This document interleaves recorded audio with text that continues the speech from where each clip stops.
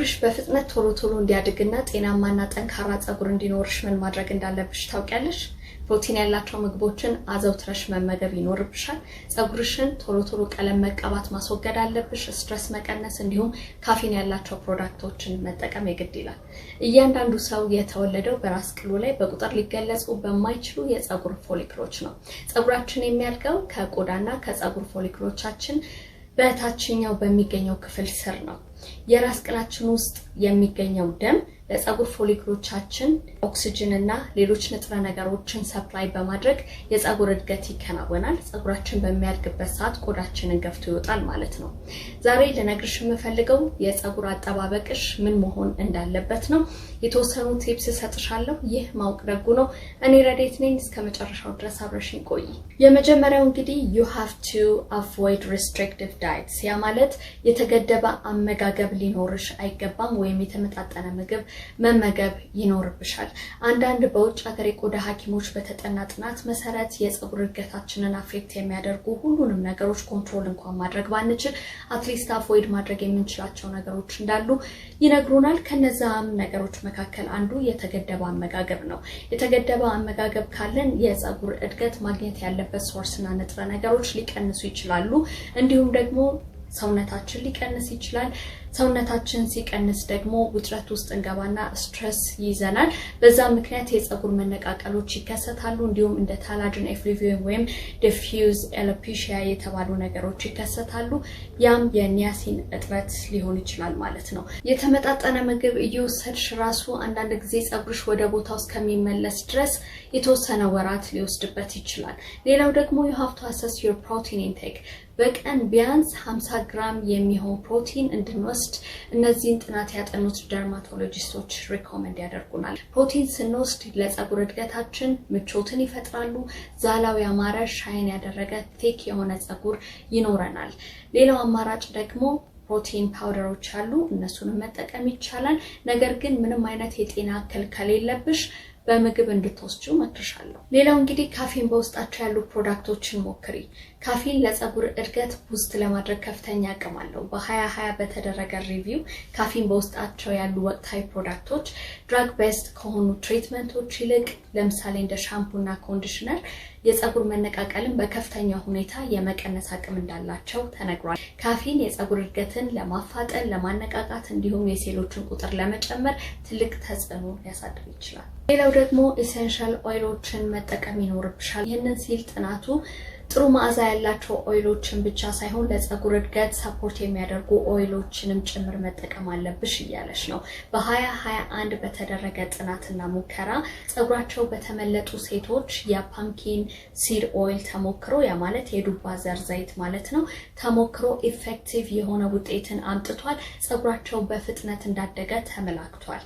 ሌሎችም ደግሞ በብዙ ኤክስፐርቶች የተመሰከረላቸው ተአማኒነት ያላቸው ዘይቶች ልክ እንደ ራዝሜሪ ኦይል፣ ፔፐርሚንት ኦይል፣ ላቬንደር ኦይል፣ ጃጀባ ኦይል እና መሰል ኦይሎችን ለጸጉርሽ ብትጠቀሚ ጸጉርሽ ጤንነቱ የተጠበቀ ይሆናል፣ ቶሎ ያድጋል፣ እንዲሁም ደግሞ ዛላው ያማረ ይሆንልሻል። ሌላው ደግሞ በ2017 በተደረገ ጥናት የኒውትሪየንት እጥረት ወይንም ደግሞ የንጥረ ነገሮች እጥረት የጸጉር መነቃቀልን ሊያስከትሉ ይችላሉ። ለምሳሌ እንደ ዚንክ፣ አይረን፣ ቫይታሚን ዲ፣ ቫይታሚን ኤ፣ ቫይታሚን ኤ፣ ፎሊክ አሲድ፣ ፋቲ አሲድ ያሉ ንጥረ ነገሮች እጥረት ካሉብሽ ጸጉርሽ በከፍተኛ ሁኔታ ሊነቃቀል ይችላል።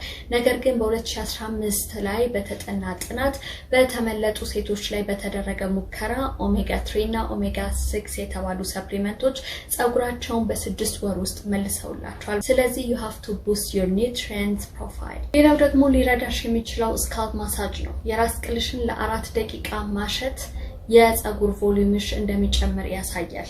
በተደረገ ጥናትና ሙከራ መሰረት በ24 ሳምንታት ውስጥ 9 ተሳታፊዎች ተሳትፈው የጸጉር ቮሊዩማቸው እንደጨመረ ተመላክቷል። ይህ የሚሆነው ደግሞ በአንዳንድ የሕክምና ባለሙያዎች በተደረገ ጥናት የራስ ቅላችን ውስጥ ያለው ደም ዝውውር ኢምፕሩቭ ያደርጋል። በዛ ሰዓት ለጸጉር ፎሊክሎቻችን ተጨማሪ ኦክሲጅንና ንጥረ ነገሮች በፍጥነት ስለሚደርሳቸው የጸጉር መጠኖቻችን ይጨምራሉ ይላል። ሌላው ደግሞ በፕላዝማ የበለጸገ የፕላዝማ ትሪትመንት ነው። በ2015 በተደረገ ጥናት መሰረት የፒአርፒ ቴራፒ ለሄር ሎስ ኢፌክቲቭ የሆነ ትሪትመንት ኦፕሽን እንደሆነ ተመላክቷል። ይህንን ያጠናው ደርማቶሎጂስት ይህ አይነቱ ህክምና ታካሚው በራሱ ደም ውስጥ ያሉትን ፕላትሌቶች በማጎልበት በመርፌ በመስጠት የፀጉር እድገትን ለማደስና ለማፋጠን እጅግ የሚረዳ አስደናቂ ትሪትመንት ነው ይለናል። ፕላትሌት ማለት ፕሮቲን ነው። በራሳቸው የደም ስርጭትና ዲኤንኤ የሚገኙ ፕሮቲኖች ሲሆኑ መልሰው ወደ ሰውነታችን ውስጥ ሲገቡ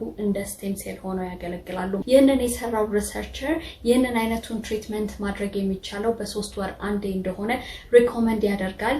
ለሜንተናንስ ደግሞ በየ6 ወሩ ይቻላል ይላል። ሌላው ደግሞ ፀጉርሽን የሚጎዳብሽ ነገር ፀጉርሽን ስትሬት ከርል ለማድረግ ፀጉርሽን ለማድረግ ወይም ሌሎች ስታይሎችን ለመጠቀም የምትገለገይባቸው የፀጉር ማድረቂያና የፀጉር መስሪያ መሳሪያዎች ከፍተኛ ሙቀት አላቸው። ከፍተኛ ሙቀት ኖሯቸው ቶሎ የምትጠቀሚያቸው ከሆነ ደግሞ ፀጉርሽን ዳሜጅ ያደርጉብሻል። እንዲሁም ደግሞ የፀጉር ተፈጥሯዊ ኦይሎችን ያሳጡብሻል። ፀጉር ደግሞ ተፈጥሯዊ ኦይሉን ካጣ ይደርቃል። ከደረቀ ቶሎ ይሰባበራል። ስለዚህ አንዳንድ ጥናቶች የሚያመላክቱት አንደኛ የመሳሪያዎቹን የሙቀት መጠን መቀነስ እንዲሁም ቶሎ አለመጠቀም፣ ሌላው ደግሞ ሙቀት የሚከላከሉ ትሪትመንቶችን አስቀድሞ መጠቀም መልካም ነው። ሌላው ለፀጉር እድገት የሚረዳሽ ሚኖክሲዲል የተባለው የድራግ ትሪትመንት ነው። ይህ ድራግ ትሪትመንት በእርግጥ በፋርማሲ ውስጥ ያለማዘዣ ሲሸጥ ይስተዋላል። ነገር ግን ሐኪምሽን ሳታማክሪ እንዳትጠቀሚ መክርሻለሁ።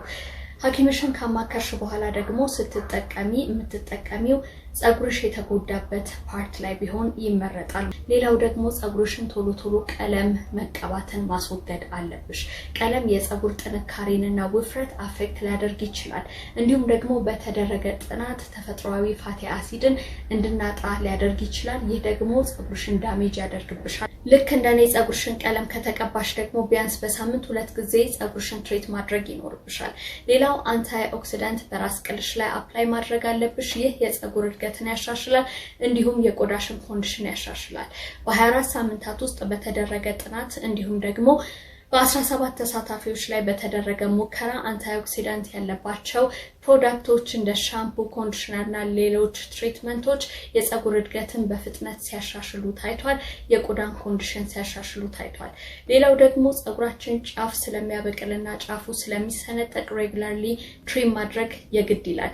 ፀጉርሽን ቶሎ የማትቆረጪ ከሆነ ፀጉርሽ ከታች ከተሰነጣጠቀ ቶሎ ይረግፋል፣ ይደርቃል ማለት ነው። ሌላው ክሮኒክ የሆነ ስትረስ ካለብሽ እሱ ማስወገድ አለብሽ።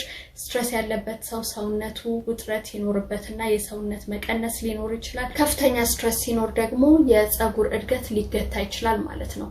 እንግዲህ ስትረስን በተለያየ መልኩ ልንከላከለው እንችላለን። ሬጉላር ኤክሰርሳይዝ በመስራት፣ ብዙ ውሃ በመጠጣት፣ ሜዲቴት በማድረግ እንዲሁም የተመጣጠነ ምግብ በመመገብና ሌሎች ደስ የሚሉን ነገሮች በማድረግ ስትረስን ልንቀንስ እንችላለን። ፀጉርሽ በፍጥነት እንዲያድግ ጤናማና ጠንካራ ፀጉር እንዲኖርሽ እነዚህ የነገርኩሽ ነገሮች በትንሹም ቢሆኑ እንደሚረዱሽ ተስፋ አደርጋለሁ። በሌላ ቪዲዮ ሌላ ጠቃሚ ነገር ይዤ እመጣለሁ። እስከዛው ድረስ